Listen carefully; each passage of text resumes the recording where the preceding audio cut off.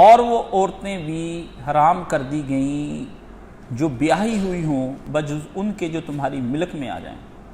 اللہ نے فرض کر دیا ہے ان احکام کو تم پر، اور جو ان کے علاوہ ہیں وہ تمہارے لیے حلال کر دی گئیں، یعنی تم انہیں اپنے مال کے ذریعے سے تلاش کرو، اس طور پر کہ نکاح میں لانے والے ہو جاؤ، نہ کہ مستی نکالنے والے۔ پھر جس مال کے عوض میں تم نے بعض عورتوں سے لطف اٹھایا ہے سو انہیں ان کے طے شدہ مہر دے دو، اور تم پر اس کی مقدار کے بارے میں کوئی گناہ نہیں جس پر تم آپس میں مہر طے ہو جانے کے بعد رضامند ہو جاؤ، بے شک اللہ بڑا علم والا اور بڑی حکمت والا ہے۔ بحمدللہ 4 پارے ہو گئے، 5واں ہمارا شروع ہو گیا۔ یہ سب محض اللہ تعالیٰ کا فضل و کرم ہے کہ وہ ہمیں دین کی ہدایت بھی دیتا ہے، دین پر عمل کرنے کی توفیق بھی دیتا ہے، اور ہمارے ساتھ ساتھ بھی چلتا ہے، اور انشاءاللہ وہ ہمیں منزل مقصود تک بھی لے جائے گا۔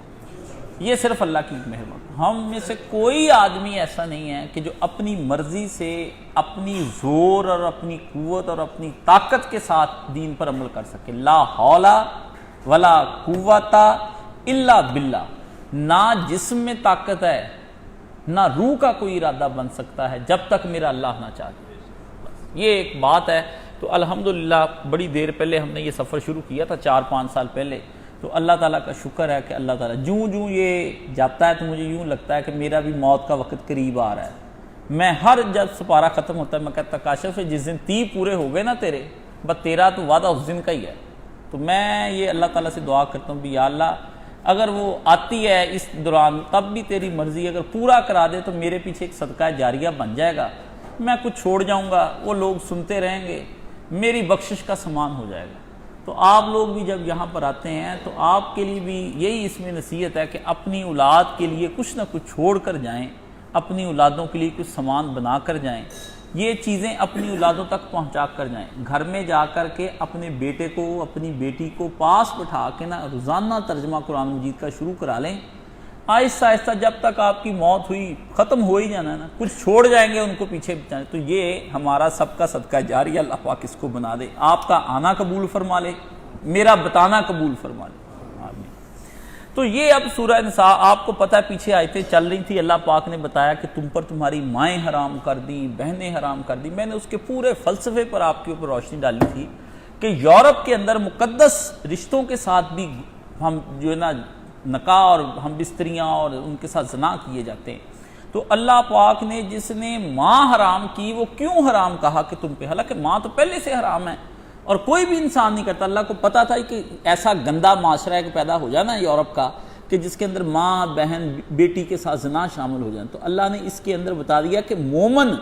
فقط ہے احکام الہی کا پابند، مومن کو اللہ پاک نے اپنے احکام کا پابند بنایا ہوا ہے۔ اور اللہ نے فرمایا دیکھ معاشرے کا زور، وقت کی ضرورت اور تیرے اپنے اوپر کے خیالات جو ہیں وہ تیرے اوپر حاوی نہیں ہونے چاہیے۔ حرمت علیکم، تیرے اوپر وہ شے غالب ہونی چاہیے جو تیرے اللہ کا اصل میں حکم ہے۔ تو اللہ کے حکم کی بنا پر ہی ہم سب نے جس کو خدا حرام قرار دے دے وہ ہمارے لیے حرام ہو گیا، اور جس کو اللہ تعالیٰ حلال قرار دے دے وہ ہمارے لیے حلال قرار دے۔ اب لوگ پوچھتے ہیں جی یہ لونڈی کس لیے حلال ہے، فلسفے پوچھتے ہیں لونڈی کے کہ جی بتاؤ جی وہ کیوں حلال ہے، بغیر نکاح کے اس کو کیوں رکھ سکتے ہیں۔ میں نے اسے کہا تیری جرت کیسے پڑ گئی، مالک جس کو کہہ دے یہ حلال ہے وہ ہمارے لیے حلال ہے، مالک کہہ دے یہ حرام ہے وہ ورنہ سور کھانے میں کیا قباحت ہے،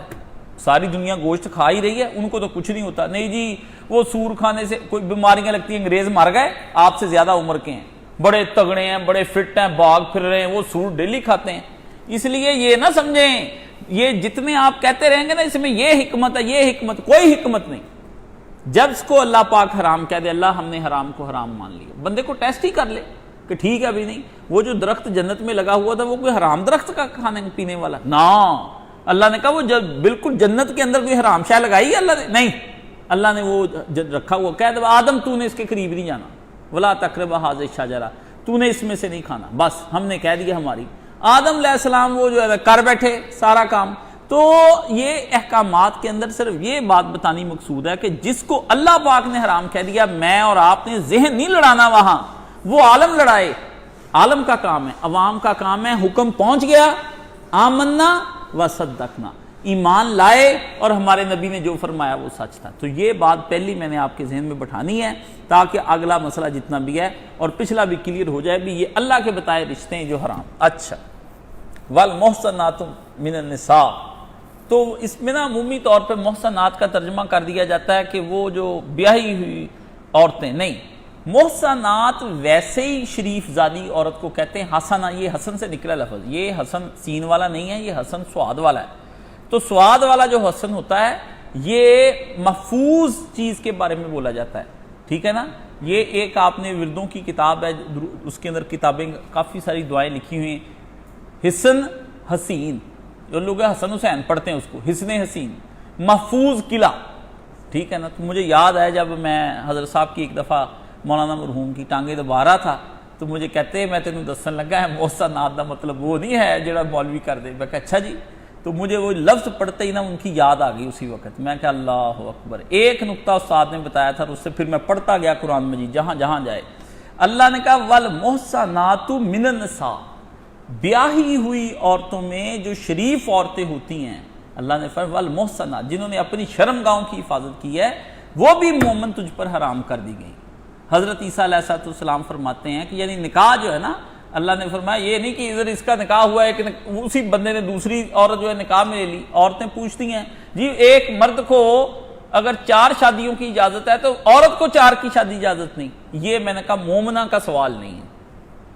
میں سوال سنتے ہی اندازہ کر لیتا ہوں بھی میں نے کہا یہ ایک مومن عورت کا سوال نہیں۔ مومن عورت تو پہلی شادی کے سوال پہ بھی اپنے آپ کو چھوئی موئی کر کے نکاح کے اندر حیا میں لے لیتی ہے، اس کو دوسرے تیسرے مرد کی تو سوچ بھی نہیں آ سکتی۔ بڑی نیک عورتیں میں نے ایسی دیکھی اپنے خاندان میں بھی باہر بھی، ان کے شوہر ان کو مارتے تھے تو میں نے ان سے کہا دفع کر اس کو، اللہ تجھے جنت میں کوئی اور شوہر دے۔ کہتی نہیں انہوں ٹھیک ٹھاک کر کے دے دے، بس ذرا مارنو ہٹ جائے نا، باقی ٹھیک ہے۔ شریف عورتیں پرانے زمانے کی مائیاں جن کے اندر ایمان داخل تھا نا، وہ عورتیں چاہتی نہیں تھی کہ ہمیں کوئی غیر مرد دیکھے یا ہماری طرف نگاہ کرے، وہ اپنے آپ میں چھپی ہوئی تھی۔ یہ تو زمانہ اس وقت کس کا وقت آ گیا ہے کہ اب وہ ہاتھ سے ہاتھ ملاتی ہیں اور طرح طرح کے 1 نہیں 2 نہیں 3 4 4 5 5 مرد رکھے ہوئے ہیں۔ یہ ایک مسئلہ بن گیا۔ یورپ کے اندر بھی یہی صورتحال ہے۔ تو برکیف یہ شریف عورت کا کوئی سوال نہیں ہوتا، یہ میں آپ کو بتا دوں۔ یہ جتنی NGOs کے اوپر بحثیں کرتی ہیں خواتین کو، اور اب ایک عورت بنی ہے وہ اس نے کہا ہے کہ عورت مرد کے نکاح سے کیسے جان چھڑا سکتی ہے۔ لو جی اس نے اس پہ NGO بنائی، کہتی میں نے یہ NGO بنائی بھی کیسے عورت مرد کے چنگل سے آزاد، بیاہی ہوئی عورت مرد کے چنگل سے کیسے آزاد ہو سکتی۔ ہم کیا کہتے ہیں کہ بیٹی اپنے گھر میں ہی رہے، جیسا تیسا تیرا شوہر ہے۔ وہ کیا کرتی ہیں نکاح، کیوں؟ وہ خود ایک پہ صبر نہیں کرتی، بے شمار انہوں نے یار رکھے ہوتے ہیں، اس لیے وہ شریف زادیوں کو بھی یہی ان کے حقوق کے نام پر کہتی ہیں کہ اور حقوق کچھ نہیں، حقوق یہ ابھی آزاد کر دو،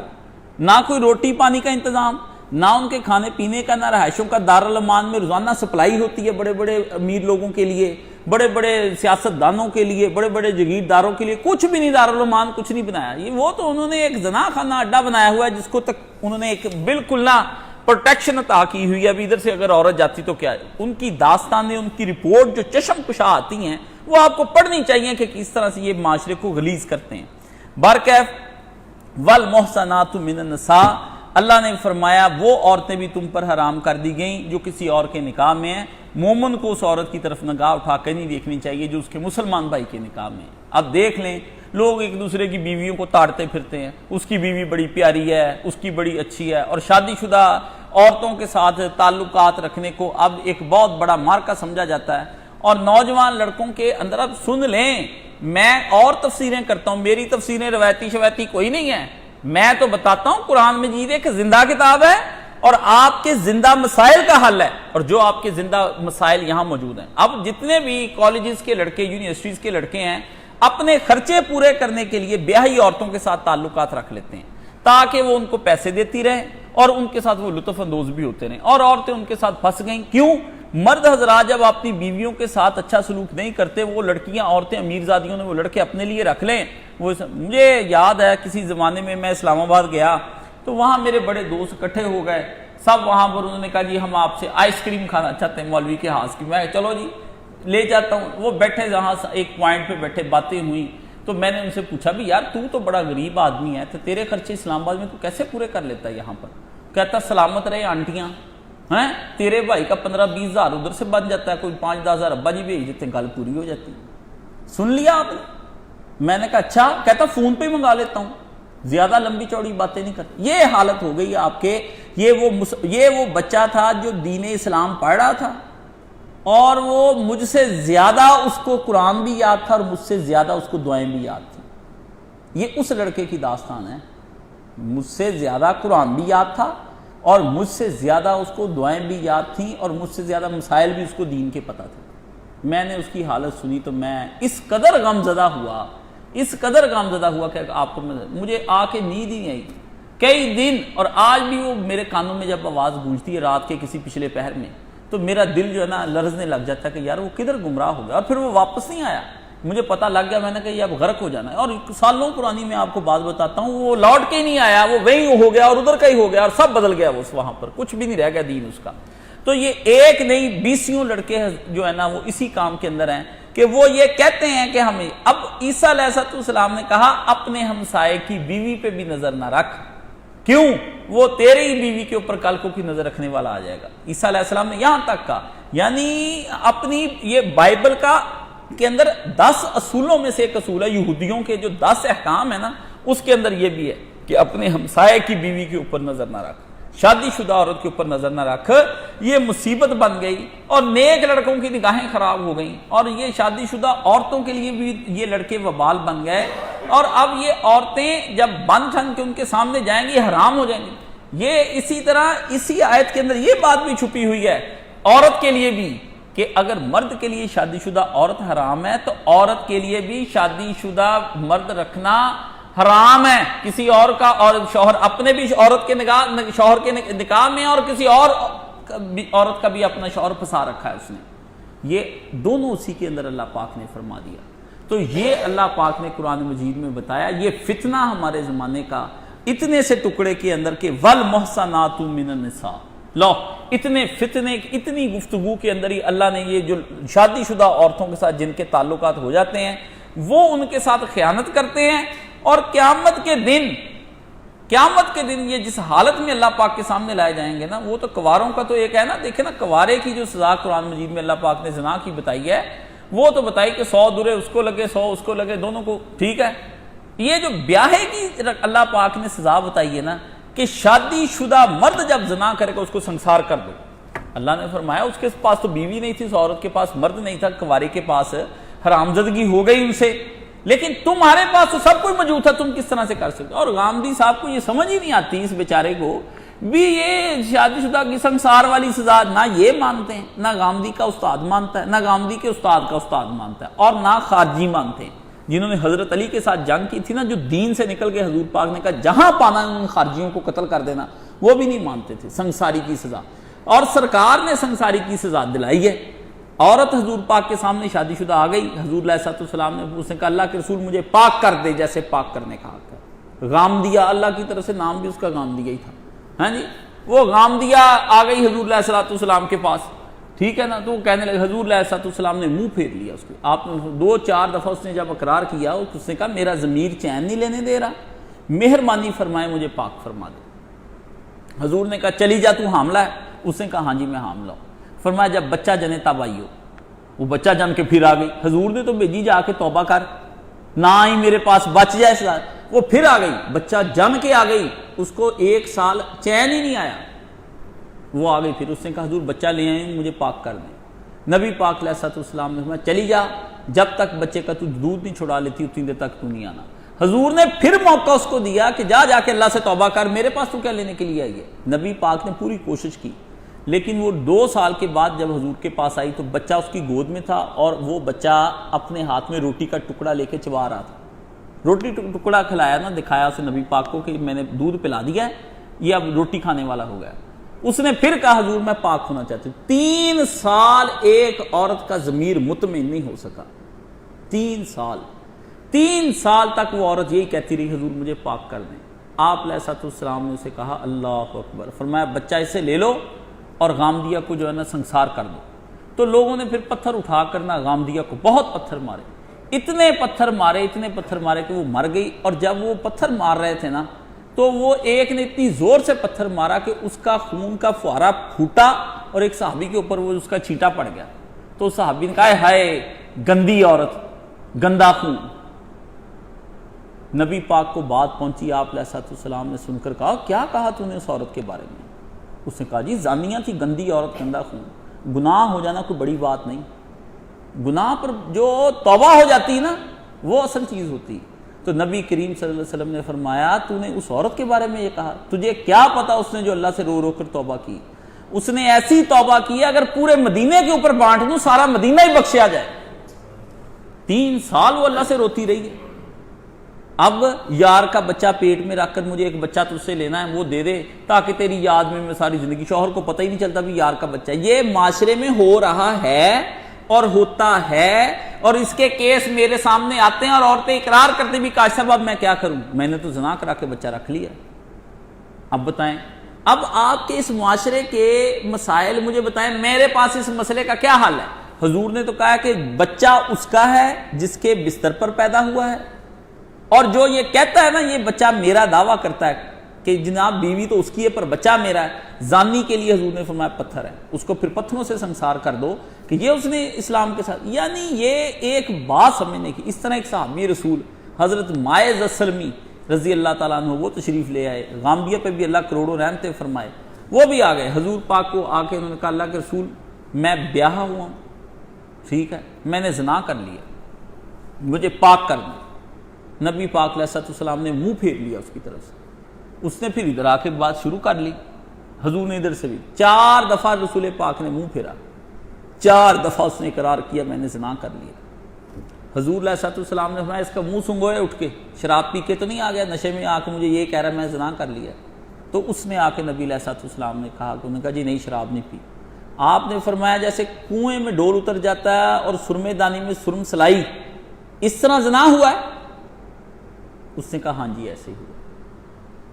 حضور نے اسے پہلے کہا توبہ کر لے جا کے, وہ نہیں ہٹا. اس نے کہا نہیں مجھے پاک کر دے, میرا ضمیر بے چین ہے. حضور نے اس کے اوپر بھی یہی کہا کہ اس کو سنسار کر دو. وہ بھاگ کھڑا ہوا,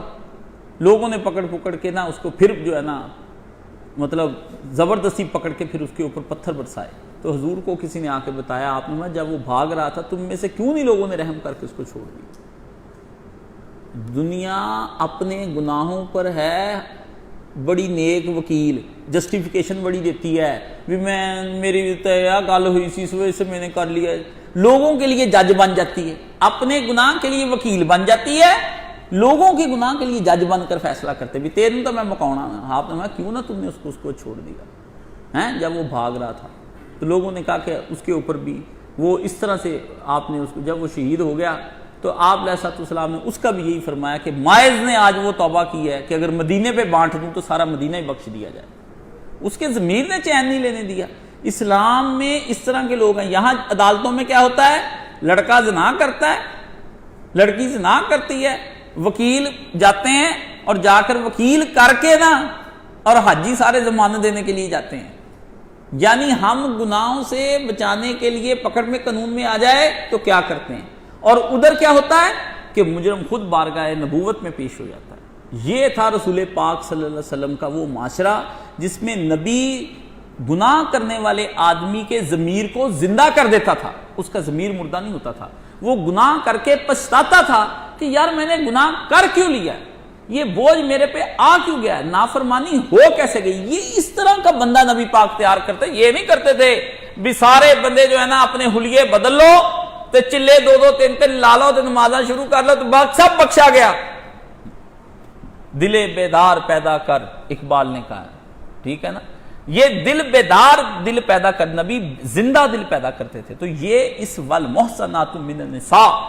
اس کے پیچھے پورا فلسفہ ہے کہ شادی شدہ عورتوں سے جو لڑکے زنا کرتے ہیں اور جو لڑکیاں پھنسا لیتی ہیں کالجز کی یونیورسٹیز کی وہ آدمیوں کو جن کی شادیاں ہو چکی ہیں. بالکل ایک کیس میرے پاس آیا, اس عورت نے کہا کہ میرے میاں کو سوا کالج کی لڑکی کے کوئی پسند ہی نہیں آتی اور روز بیوی کو مارتا, اور 5 بیٹیوں کا باپ ہے. وہ کہتی شاید اللہ نے مجھے بیٹا دیا ہی اس لیے نہیں کہ اس زانی کی وجہ سے مجھے اللہ نے بیٹا نہیں دیا.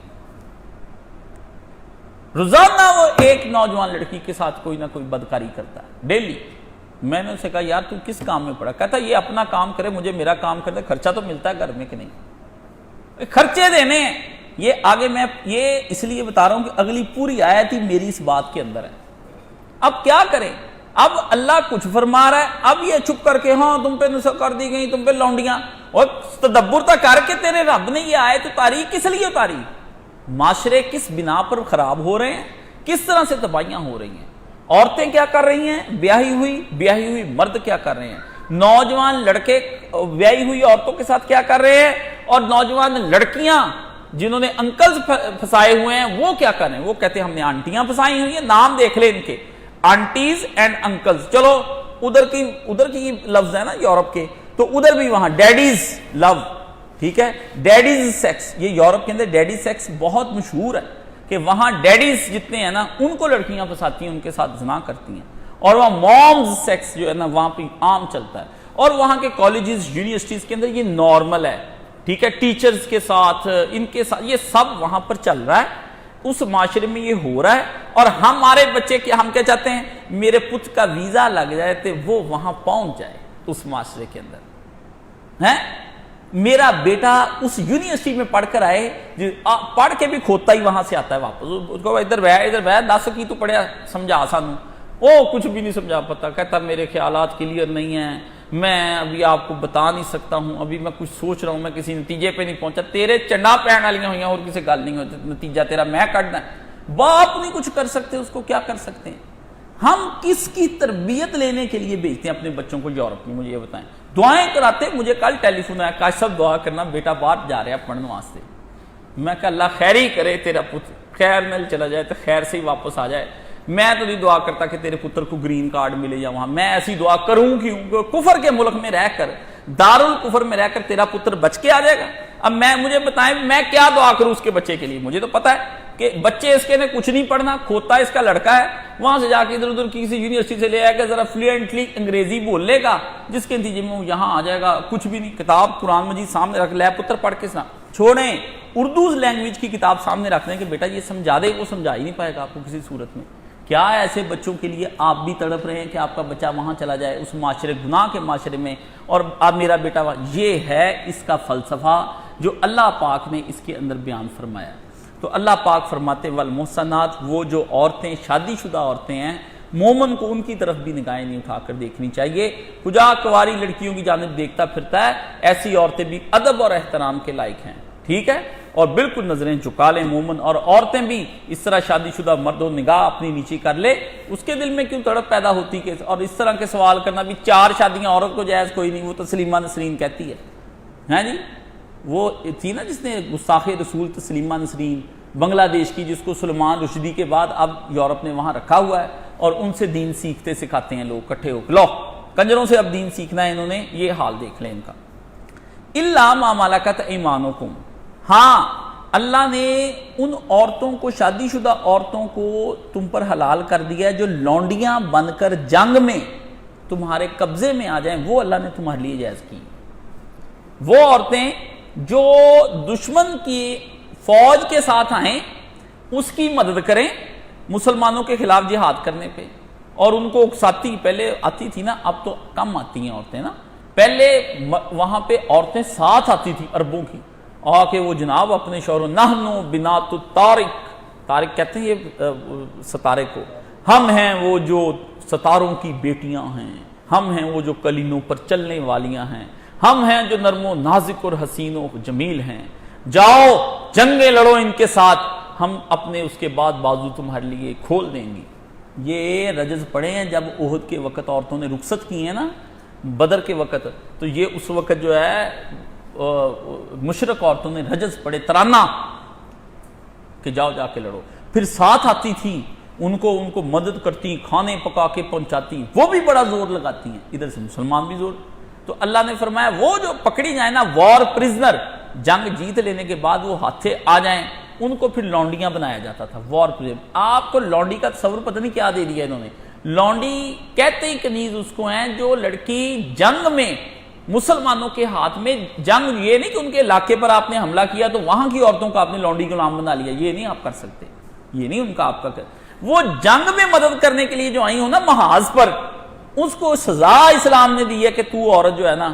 اب تو اس قابل نہیں ہے کہ تجھ کو واپس ہم بھیجیں، تجھے یہاں لونڈی بنا کے رکھیں گے، تو بڑا ساتھ آ کر کام کرتی تھی ان کا، اب مسلمانوں کے گھر میں کام کر، تجھے پتہ لگے۔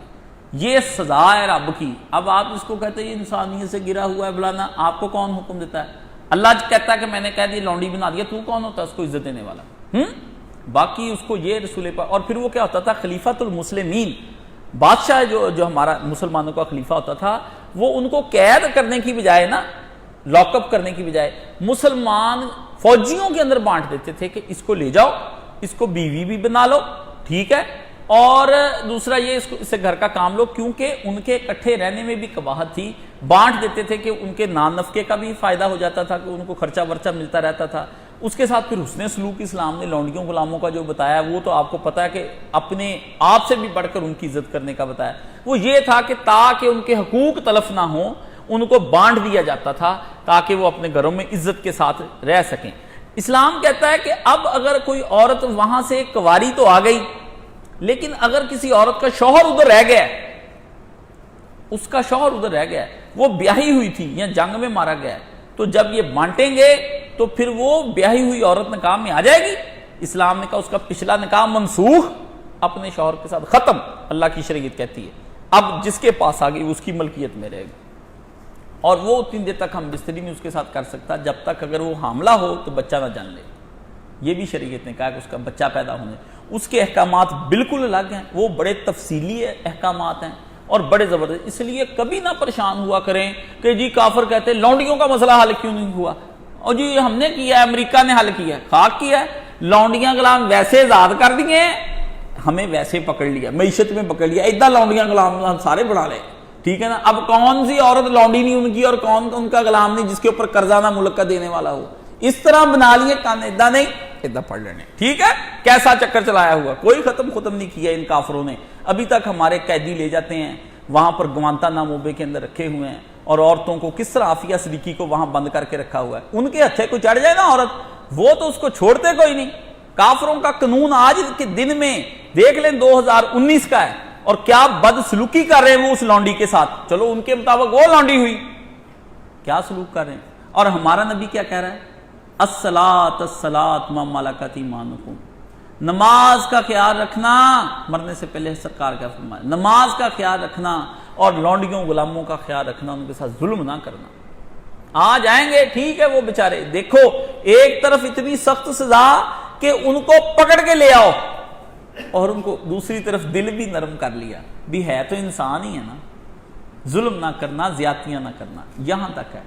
ٹھیک ہے۔ تو یہ بات سمجھنے کی ہے کہ اللہ نے فرمایا وہ بیاہی ہوئی تمہاری ہیں جو ادھر سے آئے کسی کافر کے نکاح والی، اس کا اور اس کا نکاح ختم ہو جائے گا۔ مجھے یاد ہے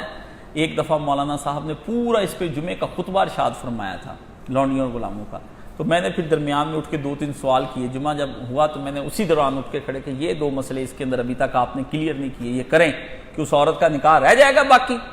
تو مولانا صاحب نے اس وقت جمعے میں فرمایا کہ نہیں، نکاح نہیں باقی رہ جائے گا۔ میرے دل میں اسی وقت سوال، ہم ہوش میں سنتے تھے خطبہ، بے ہوش ہو کے نہیں سنتے تھے، مولوی صاحب کہتے ہیں کہ لفظ ہوش میں سنتے تھے۔ اچھا لو جی اب آگے آ گیا، تو اللہ نے فرمایا کہ یہ تم نے کی کرنا، کیونکہ عورت کو اب دوسرا نکاح جو اسلام اس کے بارے میں اب فرما رہا ہے، جائز ناجائز اللہ لکھے گا۔ اب اللہ کیا کتب اللہ علیکم، یہ اللہ تعالیٰ نے اب کہا کہ اور اللہ نے تم پر فرض کر دیا، یہ اہمیت کے لیے اور تقید کے لیے اب اللہ تعالیٰ کچھ فرمانے لگے ہیں۔ اللہ تعالیٰ نے تمہارے اوپر لکھ دیا ہے، اللہ تعالیٰ اب تم کو یہ بات سمجھانے لگا، اور اس کو اپنے دل پر لکھ لو۔ کون سی بات؟ سنو، ان کتب اللہ علیکم، اللہ نے ان احکام کو تمہارے اوپر فرض کر دیا ہے، تم ان کو اپنے دل پر لکھ لو، ٹھیک ہے۔ وَأُحِلَّ لَكُمْ مَا وَرَاءَ ذَلِكُمْ، تم پر اور جو ان کے علاوہ ہیں وہ تمہارے لیے حلال کر دی گئی ہیں۔ یعنی یہ جو عورتیں اللہ نے پیچھے پوری آیتیں 2 بیان کی اور یہ بیان کی، اللہ نے کہا وہ عورتیں باقی تم پر حلال کر دیں۔ اچھا، اس کے اندر نبی علیہ الصلوۃ والسلام نے 2 رضائی بہنوں کے ساتھ، پھپھی اور بھتیجی کا ایک نکاح ایک وقت میں نہیں آپ نکاح میں اکٹھا کر سکتے، خالہ اور بانجی بھی آپ نے، اس کو کیا قرآن مجید نے حرام، اور اس کی وضاحت کی ہے رسول پاک صلی اللہ علیہ وسلم نے، کیا کہ جیسے 2 سگی بہنیں آپ نکاح میں نہیں نہ لا سکتے، اسی طرح آپ دو رضائی بہنوں کو بھی نکاح میں نہیں لا سکتے کہ ایک عورت جو رضائی بہنیں وہ بھی نہیں، آپ وہ بھی بہنیں ہو گئی نا، دودھ شریک بہنیں، اصلی بہنیں تو نہیں ہیں۔ ایک لڑکی نے کسی کے ہاں دودھ پیا، آپ نے اس کے گھر میں شادی کر لی، بعد میں آپ اس لڑکی کو نکاح میں نہیں لا سکتے، ٹھیک ہے نا، وہ رضائی بہن ہے، بہنیں اصلی ہوں یا رضائی ہوں، دودھ شریک بہنیں وہ بھی نکاح میں نہیں آ، پھپھی اور بھتیجی بھی ایک نکاح میں نہیں آ سکتی، خالہ اور بانجی بھی ایک نکاح میں نہیں آ سکتی، یہ حرام ہے اسلام کے اندر خالہ بانجی۔ کیوں؟ خالہ آ گئی، بانجی ساتھ آ گئی، سوکناپا شروع، بہنوں کی آپس میں لڑائیاں شروع ہو جاتی۔ اسلام نے کہا نا، بہنوں کی لڑائیاں بڑا کام خراب ہے۔ حضرت علی رضی اللہ تعالیٰ عنہ نے جب حضرت فاطمہ رضی اللہ تعالیٰ عنہ سے نکاح فرمایا نا، حضرت فاطمہ جب دنیا سے جانے لگی تو حضرت فاطمہ کو پتا تھا کہ حسن حسین ابھی چھوٹے ہیں،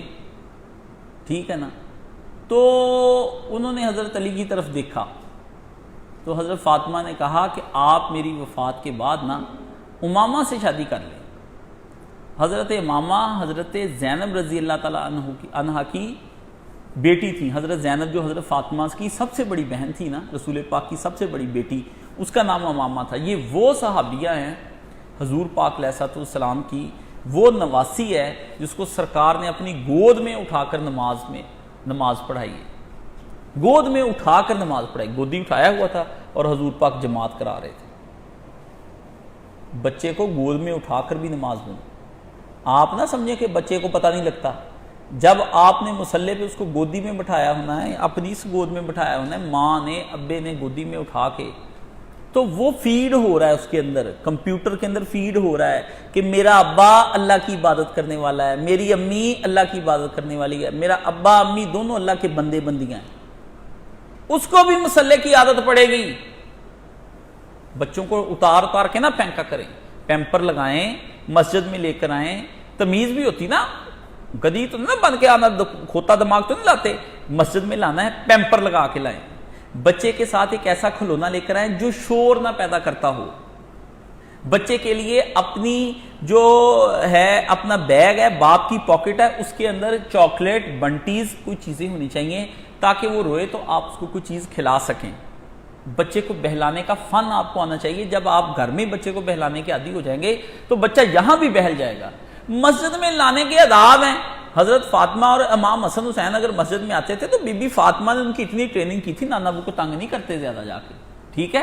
نانا ابو جب بات کر رہے ہوں درمیان میں دخل نہیں دیتے، وہ کبھی کبھی جب کم عمر کے تھے آ جاتے تھے اوپر بیٹھ جائے، اس کے بعد نہیں آیا کہ امام حسین جا کے بیٹھ کے، آخر بعد میں ایک دفعہ حضور کی آ کے کندھے پہ چڑھ گئے، بی بی فاطمہ نے ان کی ٹریننگ کی کہ اب نانا ابو کو تنگ نہیں کرنا، ٹھیک ہے نا، ان کے یعنی یہ ایک مسجد کے آداب سکھائے جاتے۔ اب امیاں ابے کہاں سے لاؤں میں ایسے، مجھے بتا دیں میں کہاں سے لے کر آؤں، مجھے بتائیں، جن ماں باپ کو خود عقل نہ موت، ان کو میں کیسے سمجھاؤں بھی ابا امی تمہارے اللہ نے جو بچے دے دیے ان سے پوچھو نہیں، تم نے لاؤ بچے۔ اب مجھے کسی نے بتایا جی کہ بچے جو ہے نا وہ مسجدوں میں جاتے ہیں، بابے میرے دوست نے بتایا کہ صاحب تھپڑ مارا میرے بچے کو، پیچھے ہٹا دیا، بابا تھا کوئی گدے دماغ کا آدمی، لڑکا حافظ قرآن 10-12 سال کا، کہتا پاپا میں نے مسجد میں نہیں جانا، مجھے وہاں مارا ہے۔ تو میں نے کہا وہ حنفیوں کی مسجد ہوگی، ان کا دماغ خراب ہو گیا کہ وہ اپنے بچوں کو پیچھے بھیج دو، جی پیچھے کیوں بھیج دو بھائی، کھڑے کرو، ایک بڑا کھڑا ہو، ایک بچہ، ایک بڑا ایک بچہ، تاکہ شرارتیں بھی نہ کرے، ان کو تمیز بھی ہو۔ الحمدللہ الحمدللہ الحمدللہ مولانا اسحاق مرحوم رحمۃ اللہ علیہ کی مسجد کے اندر کسی بچے کو آج تک پیچھے نہیں بھیجا گیا، اور میں وہ بچہ ہوں جو پہلی صف میں نماز ادا کرتا رہا ہوں، ان کے پیچھے مجھے کسی بابے نے آج تک پکڑ کے نہیں کہا کہ تم پیچھے چلے جاؤ، انہوں نے کہا پہلی صف میں نماز پڑھنا کا ثواب بہت زیادہ ہے۔ مجھے آگے اور ہماری مسجد میں ایسا کوئی ماحول نہیں تھا، مولانا مرحوم کی زندگی میں بڑا پیارا ان کا ماحول تھا، بہت ہی اچھا تھا، ہمیں نہیں کسی نے بھیجا الحمدللہ۔ میں اب بھی اس پہ فخر کرتا ہوں کہ ہماری اس مسجد میں بحمدللہ کوئی غلط ماحول نہیں تھا، صرف یہ حضرت مولانا اسحاق صاحب کی برکت تھی، وہ لوگوں کے ذہنوں کو وسعت دیتے رہتے تھے، ٹھیک ہے۔ تو آپ کو بھی میں یہ وسعت دیتا ہوں، آپ کے گھر میں بھی جب ہوں تو آپ اپنے بیٹے کو اپنے ساتھ کھڑا کر لیا کریں نماز میں، آؤ بیٹا ہم دونوں مل کے نماز پڑھیں۔ تو میں بھی اپنے گھر میں اپنے بھانجوں کو پیچھے کھڑا کر کے جماعت کرا دیتا ہوں، چلو بھائی ابھی یہ تھوڑے دن ہوئے اثر پڑھنی تھی، میری طبیعت ٹھیک نہیں تھی، نہیں مسجد گیا، میں نے کہا چلو بھی اذان دے ایک، اس نے ایک نے اذان دی، تینوں ایک نے جو میں نے کہا تینوں پیچھے کھڑے کیے، چلو جی ماموں جی کے پیچھے نماز پڑھتے ہیں سارے، بھائی کو کھڑا کر لیا، چل بھی تو، ابو جی کو بھی کر لیا، بہنوں کو بھی پیچھے کھڑا کر لیا، چلو میں نے کہا اثر پڑھتے ہیں آج اکٹھے پڑھتے ہیں اثر، ٹھیک ہے نا، بھابھی کو بھی کہہ دیا چل بیٹی تو بھی، سارے اکٹھے، یعنی کوئی گھر میں ماحول بنائے نا، اب تو نماز ہی نہیں پڑھنی پڑھانی کر کے بچے کہاں سے آئے گا یہ معاشرہ؟ جس معاشرے کو کہا جا رہا ہے کہ تم یہ گناہ نہ کرنا، وہ آپ نے بنانا ہے تو گناہ نہیں کریں گے، باقی بات سنانے سے کوئی نہیں، باتیں تو ساری دیر، چور بھی سنتے ہیں، وہ مار بھی ان کو اتنی پڑتی ہے، پھر چوری سے نہیں باز آتے،